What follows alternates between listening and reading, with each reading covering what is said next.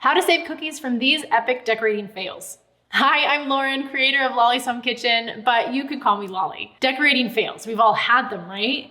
And yes, they're a total pain, but in this video, I'm gonna share a couple of expert tips straight from my kitchen on how you can save your cookies from decorating mishaps and even turn some of those into triumphs. All right, let's get started.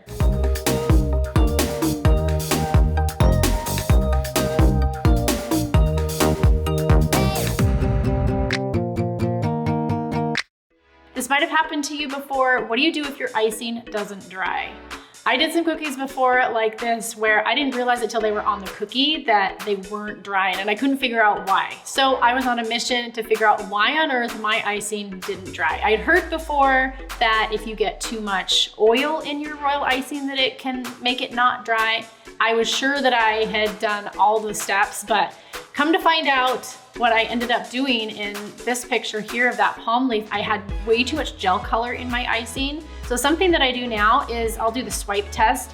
If I'm nervous about how much gel color I have in my icing, if I'm doing a dark color or something like that, then what I'll do is I'll swipe a little bit on my work surface and give that a couple minutes to see if it starts to dry or crust over. If it does, then I know I'm in the clear. If it doesn't, then it might mean that I have too much gel color in my icing.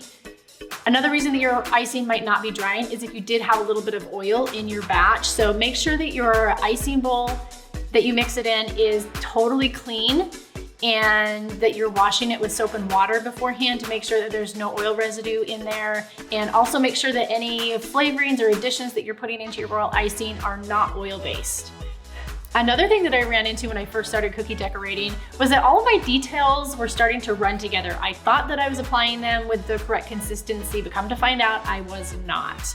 So you can see in these floral cookies, for the most part, they look okay, but if you look closely, all the petals on those pink flowers, they started to look like they were kind of melting together. I did not like that. So I realized after the fact that my icing wasn't stiff enough. When you're doing florals, you have to have a really stiff consistency, and oftentimes straight out of the mixer is not quite thick enough. I usually add a little bit of powdered sugar to any icing that I'm mixing up that I'm gonna be using for florals. Also in this other picture, my lettering and my line details really were not stiff enough. So I should have used a little bit stiffer consistency to do those details too.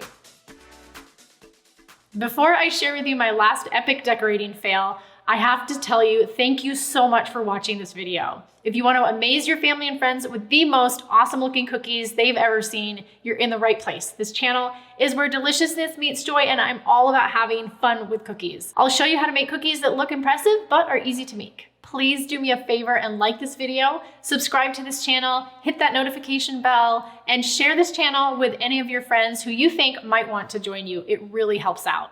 Anyway, thank you again. Now let's get back to this last epic decorating fail. I want to show you what can happen when you overmix your icing. So this cookie looked really awesome when I did it and it dried nicely, but after I bagged it up and accidentally hit it with a bowl that I was getting out of the cupboard, the icing looked like it shattered, and I was like, oh my gosh, I overmixed my icing. This is what can happen if you overmix your icing and you get way too much air in it. Once you get it on the cookie and it dries, it can be a lot more brittle, and it almost can look like it has like this spongy texture to it too. So is it still edible? Yeah, it's totally still edible, but it's not ideal for how you want your cookies to end up. So just be sure you're not over mixing your icing. You want it to get to stiff peaks, but not super stiff peaks. I hope some of these tips that I've shared with you help you avoid some decorating fails as you go along in your cookie journey. Are you craving some pizza this weekend? I've got you covered. These pizza topping royal icing transfer templates make it super easy to make fun and tasty cookies in no time. Just download the template, print it out, and you can start decorating.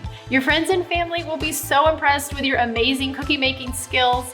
And the best part is that these cookies are actually really easy to make, even if you're a beginner baker. So what are you waiting for? Get started on your very own batch of heart-shaped pizzas today.